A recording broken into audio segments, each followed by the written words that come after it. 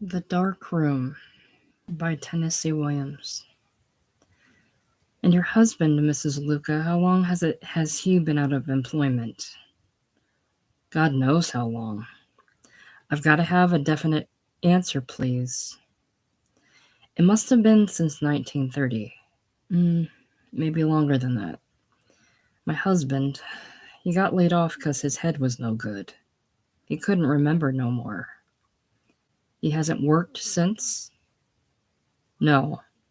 He been sick ever since. His head is no good. Your sons? Sons? Frank and Tony went off. Frank went to Chicago, I think. I don't know. Tony was never no good. The other two, Silva and Lucio, are still in school.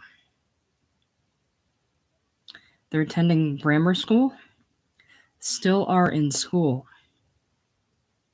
Mrs. Luca's broom delved with sudden vigor beneath the bare kitchen table, brought out a lead spoon, some scraps of paper, and a piece of twine. She picked up the spoon and placed it on the table. I see, said Miss Morgan. And you have a daughter? Yes, one girl. She is employed? No, she don't work. Her name and age, please. Name Tina. How old she is? She come just before Silva. Silva 15. That would make her about 16, I suppose? 16. I see. I would like to talk to your daughter, Mrs. Luca. Talk to her? Yes, where is she? In there, said Mrs. Luca, pointing to a closed door. The social worker got up. May I see her? No, don't go in there. She don't like it. Miss Morgan stiffened. Doesn't like it? Why not? Is she ill? I don't know what's the matter with her, said Mrs. Luca.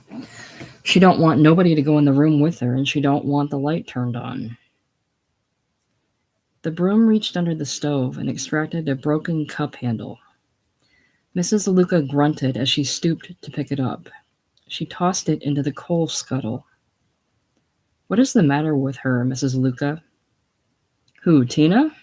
I don't know. Really? How long has this been going on? God knows how long. Please, Mrs. Luca, try to give straight answers to my questions. Evading them won't improve matters any. Mrs. Luca seemed mildly puzzled. How long has she been in that room? Repeated Mrs. Morgan. How long? Maybe about 6 months.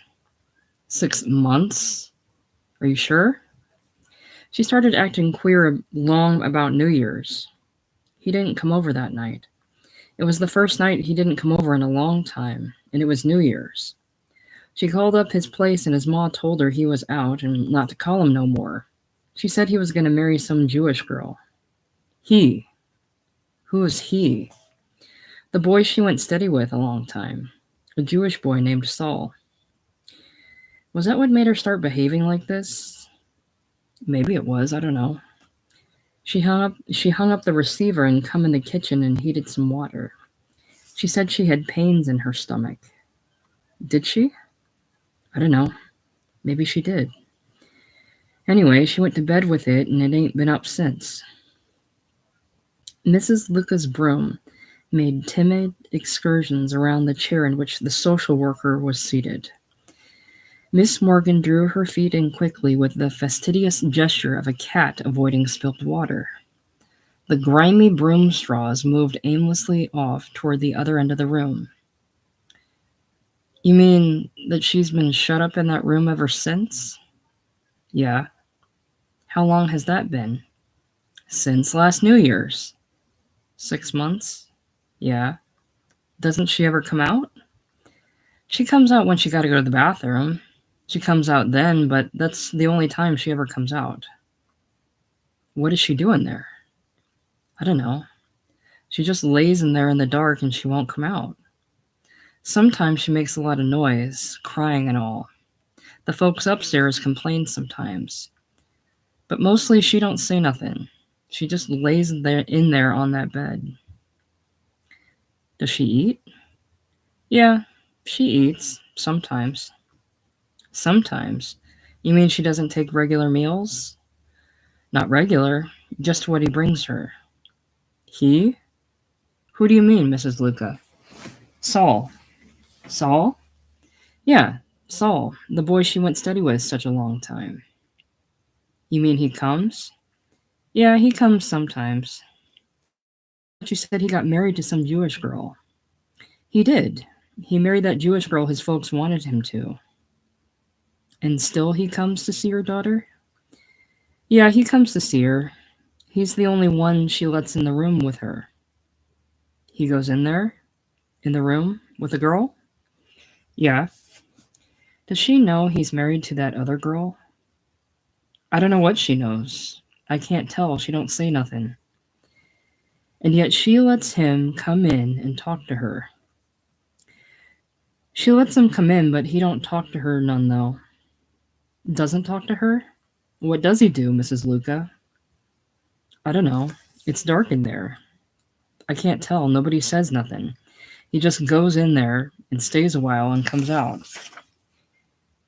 You mean, Mrs. Luca, you let that man go into the room with her, your daughter, her being in such a condition as that? Yeah, she likes him to go in there with her. It makes her quiet for a while. When he don't come around, she takes on something awful. The folks upstairs complain about it sometimes. But when he comes, she's better. She stops making noise. And he brings her something to eat every time, and she eats whatever he brings her. The broom made a wide, circular sweep, piling trash into one corner. It helps out that way, continued Mrs. Luca. We don't have much. Just what we can get from relief, and that don't amount to so much. Sometimes we don't even... Mama, can I have 15 cents? It was one of the boys, Silva or Lucio, sticking his head through the open window off the fire escape. His nose was bloody. Give me 15 cents, Mama. I bet Jeepy couldn't lick me, and he did, and he says he'll beat me up worse if I don't come across with the dough. Shut up, said Mrs. Luca. The boy looked, startled, at Miss Morgan and went clattering back down the fire escape. Shrill cries were heard from the alley and the running of many feet. Miss Morgan's gaze had not wavered. She was unaware of interruption. I suppose you know, Mrs. Luca, that you can be held responsible. For what? There was a blank, strained moment between them. Never mind. How long has this thing been going on? What thing? Between this man and your daughter. Tina? Saul? I don't know. God knows how long. That isn't an answer, Mrs. Luca. You want to know how long she's been going with Saul? Almost since she started to school when she was 11 years old. I mean, how long has this man been coming into her room like that? The broom shook itself petulantly and then continued its vague meanderings about the bare kitchen floor. Maybe 5 or 6 months? I don't know. And you and your husband, Mrs. Luca, neither of you made any effort to keep him away? Mrs. Luca looked down at the shuffling straws in mute concentration. Your husband, Mrs. Luca, did nothing to prevent this man's coming here. My husband has been sick a long time. Mrs. Luca placed a tired forefinger against her forehead. You don't think good anymore. And me, I can't do nothing. I gotta work all the time. We get along the best that we can. What happens, it isn't our fault. It's God's will. That's all we can say, Miss Morgan. I see, Mrs. Luca. The voice seemed to draw a white chalk line through the air. Mrs. Luca stopped sweeping and waited. She knew that a verdict was on the point of being delivered. She steeled herself for the words without visibly tensing. Mrs. Luca, the girl will have to be taken away. Tina? She won't like that. I'm afraid we can't consult her wishes about the matter, nor yours, Mrs. Luca. I don't think she'll want to be going anywhere, away nowhere. You don't know Tina. She's stubborn. She screams something awful whenever you try to make her do something she don't want to do. She screams and kicks and bites so you can't come near her. She'll have to go.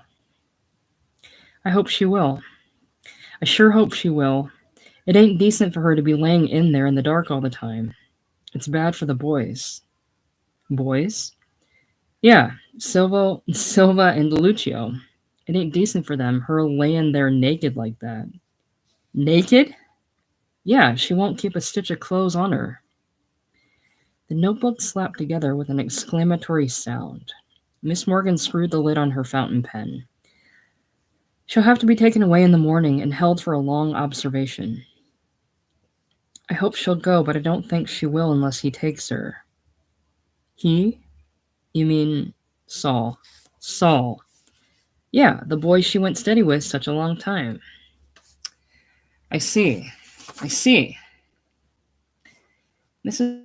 Room resumed its slow motion, backwards and forwards, without any obvious purpose. A dry skin of onion rattled under the grimy straws. Backwards and forwards. The damp boards creaked. Circa 1940, not previously published.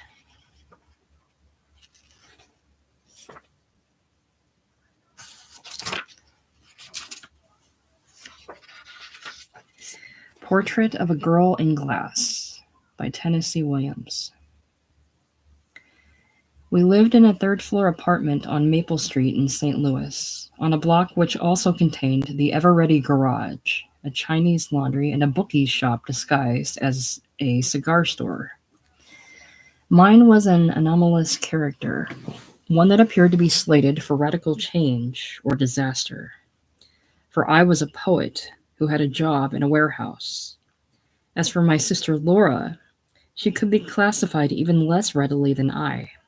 She made no positive motion toward the world, but stood at the edge of the water, so to speak, with feet that anticipated too much cold to move. She'd never have budged an inch, I'm pretty sure, if my mother, who was a relatively aggressive sort of woman, had not shoved her roughly forward when Laura was 20 years old by enrolling her as a student in a nearby business college. Out of her magazine money, she sold subscriptions to women's magazines, Mother had paid my sister's tuition for a term of 6 months. It did not work out. Laura tried to memorize the typewriter keyboard. She had a chart at home. She used to sit silently in front of it for hours, staring at it while she cleaned and polished her infinite number of little glass ornaments. She did this every evening after dinner. Mother would caution me to be very quiet. Sister is looking at her typewriter chart. I felt somehow that it would do her no good. And I was right. She would seem to know the positions of the keys until the weekly speed drill got underway. And then they would fly from her mind like a bunch of startled birds. At last, she couldn't bring herself to enter the school anymore. She kept this failure a secret for a while. She left the house each morning, as before, and spent 6 hours walking around the park. This was in February, and all the walking outdoors, regardless of weather, brought on influenza. She was in bed for a couple of weeks with a curiously happy little smile on her face. Of course, Mother phoned the business college to let them know she was ill. Whoever was talking on the other end of the line had some trouble, it seemed, in remembering who Laura was, which annoyed my mother, and she spoke up pretty sharply. Laura has been attending that school of yours for 2 months. You certainly ought to recognize her name. Then came the stunning disclosure. The person sharply retorted after a moment or two that now she did remember the Wingfield girl, and that she had not been at the business college once in about a month. Mother's voice became strident. Another person was brought to the phone to verify the statement of the first. Mother hung up and went to Laura's bedroom where she lay with a tense and frightened look in the place of the faint little smile. Yes, admitted my sister. What they said was true. I couldn't go any longer. It scared me too much. It made me sick at the stomach. After this fiasco, my sister stayed at home and kept in her bedroom mostly. This was a narrow room that had 2 windows on a dusky areaway between 2 wings of the building. We called this areaway Death Valley, for a reason that seems worth telling. There were a great many alley cats in the neighborhood, and one particularly vicious dirty white chow who stalked them continually. In the open, or on the fire escapes, they could usually elude him, but now and again he cleverly contrived to run some youngster among them into the cul-de-sac of this narrow areaway, at the far end of which, directly beneath my sister's bedroom windows, they made the blinding discovery that what had appeared to be an avenue of escape was really a locked arena, a gloomy vault of concrete and brick with walls too high for any cat to spring, in which they must suddenly turn to spit at their death until it was hurled upon them. Hardly a week went by without a repetition of this violent drama. The areaway had grown to be hateful to Laura, because she could not look out on it without recalling the screams and the snarls of killing. She kept the shades drawn down, and as mother would not permit of electric current except when needed, her days were spent almost in perpetual twilight. There were 3 pieces of dingy ivory furniture in the room: a bed, a bureau, a chair. Over the bed was a remarkably bad religious painting, a very effeminate head of Christ with teardrops visible just below the eyes. The charm of the room was produced by my sister's collection of glass. She loved colored glass and had covered the walls with shelves of little glass articles, all of them light and delicate in color. These she washed and polished with endless care. When you entered the room, there was always this soft, transparent radiance in it which came from the glass absorbing whatever faint light came through the shades on Death Valley. I have no idea how many articles there were of this delicate glass. There must have been hundreds of them, but Laura could tell you exactly. She loved each one. She lived in a world of glass, and also a world of music. The music came from a 1920 Victrola, and a bunch of records that dated from about the same period. Pieces such as Whispering, or The Love Nest, or Dardanella. These records were souvenirs of our father, a man whom we barely remembered, whose name was spoken rarely. Before his sudden and unexplained disappearance from our lives, he had made this gift to the household, the phonograph and the records, whose music remained as a sort of apology for him. Once in a while, on payday at the warehouse, I would bring home a new record. But Laura seldom cared for these new records. Maybe because they reminded her too much of the noisy tragedies in Death Valley, or the speed drills at the business college. The tunes she loved were the ones she had always heard. Often she sang to herself at night in her bedroom. Her voice was thin. It usually wandered off-key, yet it had a curious childlike sweetness. At 8 o'clock in the evening, I sat down to write in my own mousetrap of a room. Through the closed doors, through the walls, I would hear my sister singing to herself a piece like Whispering, or I Love You, or Sleepy Time Gal, losing the tune now and then, but always preserving the minor atmosphere of the music. I think that was why I always wrote such strange and sorrowful poems in those days, because I had in my ears the wispy sound of my sister serenading her pieces of colored glass, washing them while she sang, or merely looking down at them with her vague blue eyes, until the points of gem-like radiance in them gently drew the arching particles of reality from her mind, and finally produced a state of hypnotic calm in which she even stopped singing or washing the glass, and merely sat without motion until my mother knocked at the door and warned her against the waste of electric current. I don't believe that my sister was actually foolish.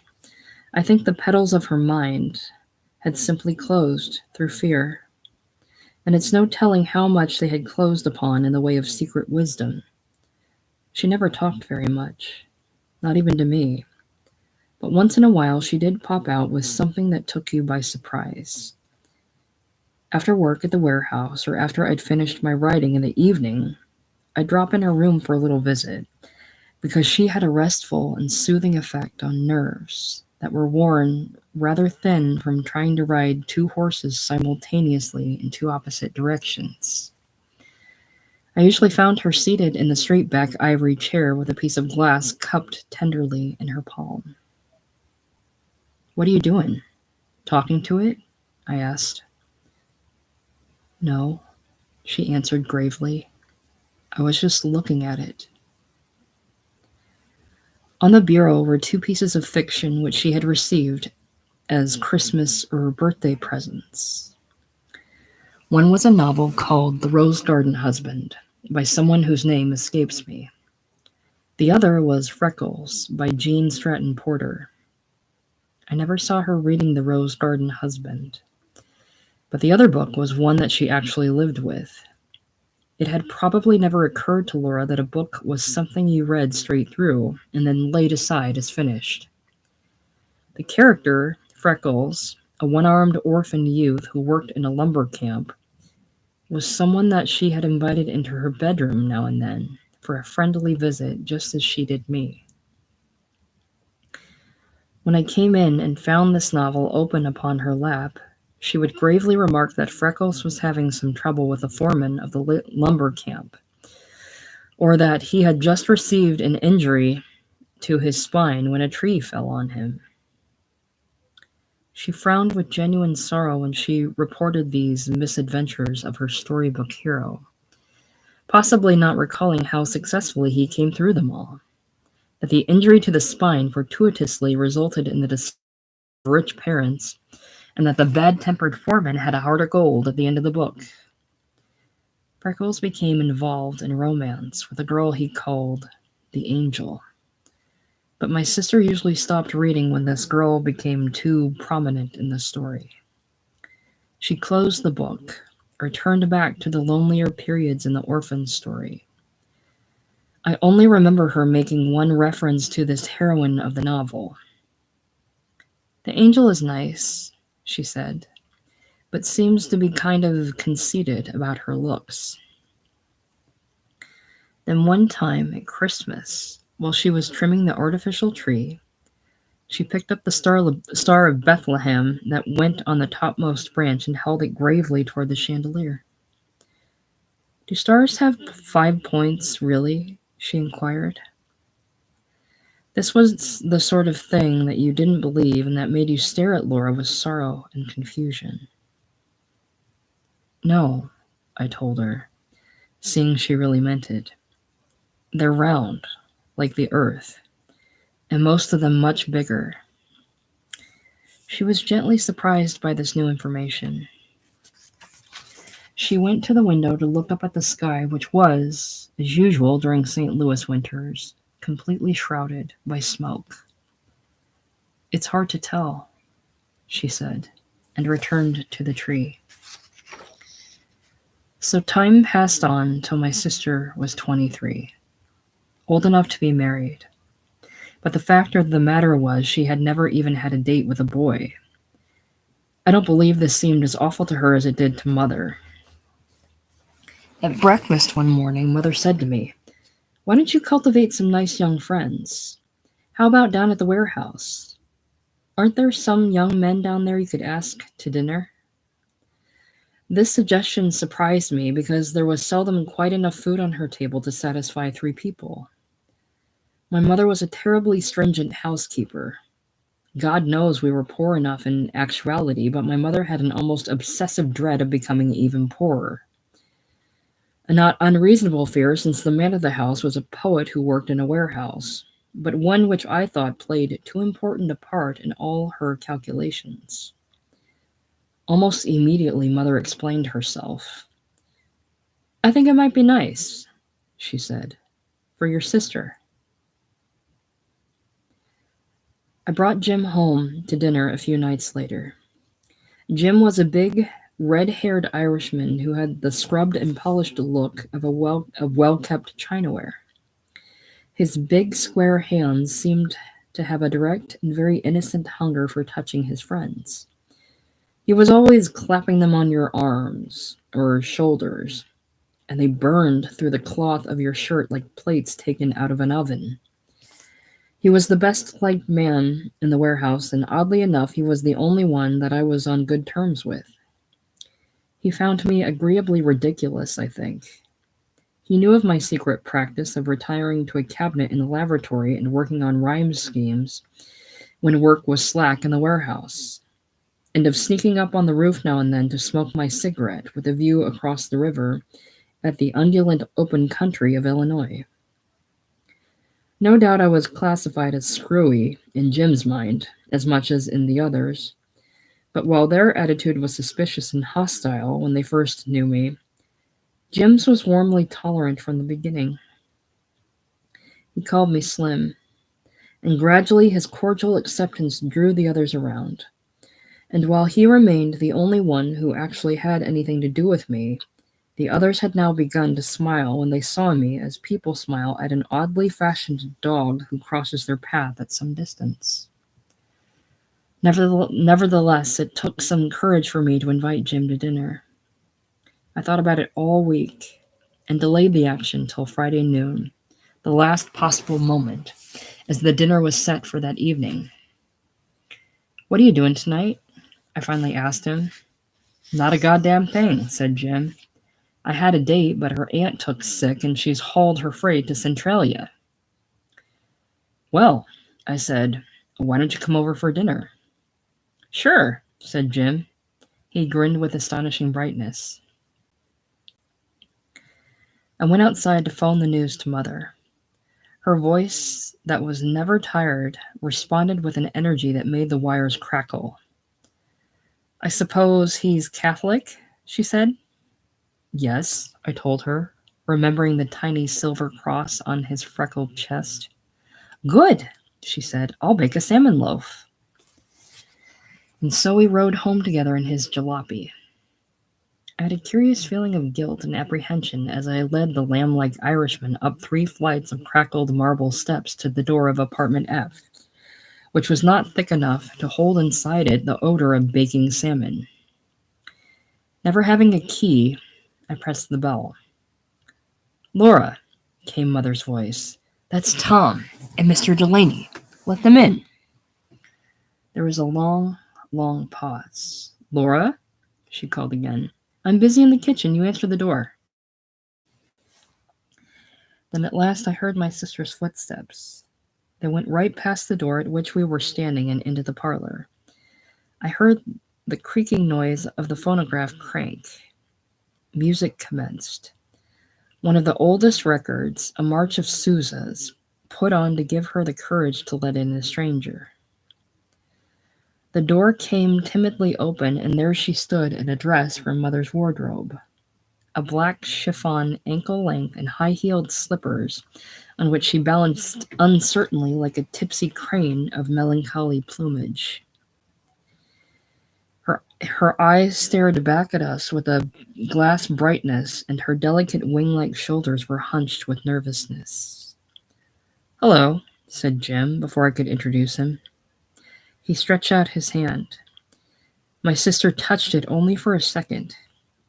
"Excuse me," she whispered, and turned with a breathless rustle back to her bedroom door, the sanctuary beyond it briefly revealing itself with a tinkling muted radiance of glass before the door closed rapidly, but gently, on her wraith-like figure. Jim seemed to be incapable of surprise. "Your sister?" he asked. Yes, that was her, I admitted. She's terribly shy with strangers. She looks like you, said Jim, except she's pretty. Laura did not reappear till called to dinner. Her place was next to Jim at the drop-leaf table, and all through the meal her figure was slightly tilted away from his. Her face was feverishly bright, and one eyelid, the one on the side toward Jim, had developed a nervous wink. 3 times in the course of the dinner she dropped her fork on her plate with a terrible clatter, and she was continually raising the water glass to her lips for hasty little gulps. She went on doing this even after the water was gone from the glass, and her handling of the silver became more awkward and hurried all the time. I thought of nothing to say. To Mother belonged the conversational honors, such as they were. She asked the caller about his home and family. She was delighted to learn that his father had a business of his own, a retail shoe store somewhere in Wyoming. The news that he went to night school to study accounting was still more edifying. What was his heart set on beside the warehouse? Radio engineering? My. It was easy to see that here was a very up-and-coming young man who was certainly going to make his place in the world. Then she started to talk about her children. Laura, she said, was not cut out for business. She was domestic, however, and making a home was really a girl's best bet. Jim agreed with all this and seemed not to sense the ghost of an implication. I suffered through it dumbly, trying not to see Laura trembling more and more beneath the incredible unawareness of Mother. And bad as it was, excruciating in fact, I thought with dread of the moment when dinner was going to be over, for then the diversion of food would be taken away. We would have to go into the little steam-heated parlor. I fancied the 4 of us having to run out of talk, even Mother's seemingly endless store of questions about Jim's home and his job, all used up finally. The 4 of us then just sitting there in the parlor listening to the hiss of the radiator and nervously clearing our throats in the kind of self-consciousness that gets to be suffocating. But when this blancmange was finished, a miracle happened. Mother got up to clear the dishes away. Jim gave me a clap on the shoulders and said, "Hey, Slim, let's go have a look at those old records in there." He sauntered carelessly into the front room and flopped down on the floor beside the Victrola.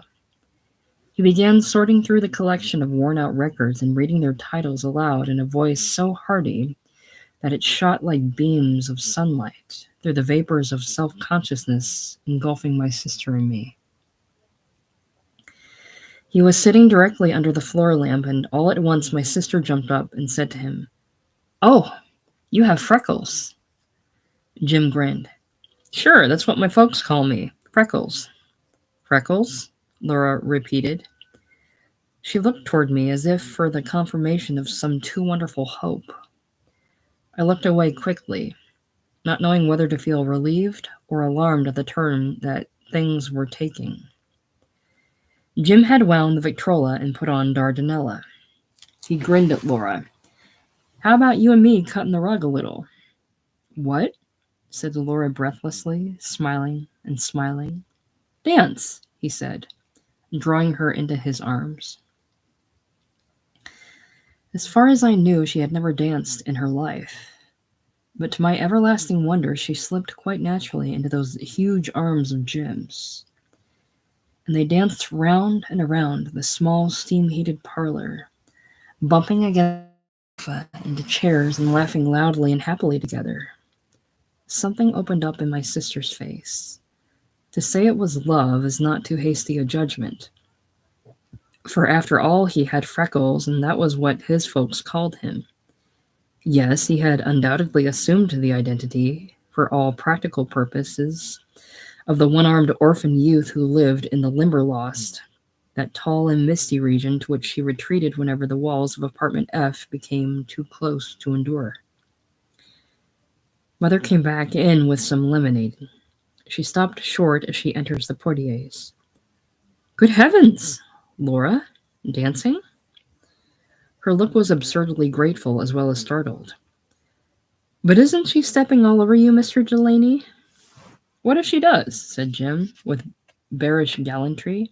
I'm not made of eggs. Well, well, well, said Mother, senselessly beaming. She's light as a feather, said Jim. With a little more practice, she'd dance as good as Betty. There was a little pause of silence. Betty? Said Mother. The girl I go out with, said Jim. Oh, said Mother. She set the pitcher of lemonade carefully down, and with her back to the caller and her eyes on me, she asked him just how often he and the lucky young lady went out together. Steady, said Jim. Mother's look, remaining on my face, turned into a glare of fury. Tom didn't mention that you went out with a girl. Nope, said Jim. I didn't mean to let the cat out of the bag. The boys at the warehouse will kid me to death when Slim gives the news away. He laughed heartily, but his laughter dropped heavily and awkwardly away as even his dull senses were gradually penetrated by the unpleasant sensation the news of Betty had made. Are you thinking of getting married? Said Mother. 1st of next month, he told her. It took her several moments to pull herself together. Then she said in a dismal tone, How nice. If Tom had only told us, we could have asked you both. Jim had picked up his coat. Must you be going? Said Mother. I hope I don't seem like I'm taking off, said Jim, but Betty's going to get back on the 8 o'clock train, and by the time I get my jalopy down to the Wabash Depot... Oh, then we mustn't keep you. As soon as he'd left, we all sat down, looking dazed. Laura was the first to speak. Wasn't he nice? She asked. And all those freckles. Yes, said Mother. Then she turned to me. You didn't mention that he was engaged to be married. Well, how did I know that he was engaged to be married? I thought you called him your best friend down at the warehouse. Yes, but I didn't know he was going to be married. How peculiar, said Mother. How very peculiar. No, said Laura gently, getting up from the sofa. There's nothing peculiar about it. She picked up one of the records and blew on its surface a little, as if it were dusty, then set it softly back down. People in love, she said, take everything for granted. What did she mean by that? I never knew. She slipped quietly back to her room and closed the door. Not very long after that, I lost my job at the warehouse. I was fired for writing a poem on the lid of a shoebox. I left St. Louis and took to moving around. The city swept about me like dead leaves, leaves that were brightly colored but torn away from the branches. My nature changed. I grew to be firm and sufficient. In 5 years' time, I had nearly forgotten home. I had to forget it. I couldn't carry it with me. But once in a while, usually in a strange town before I have found companions, the shell of deliberate hardness is broken through. A door comes softly and irresistibly open.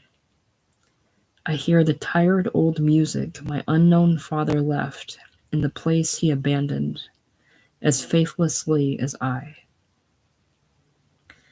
I see the faint and sorrowful radiance of the glass, hundreds of little transparent pieces of it in very delicate colors. I hold my breath, for if my sister's face appears among them, the night is hers. June 1943, published 1948.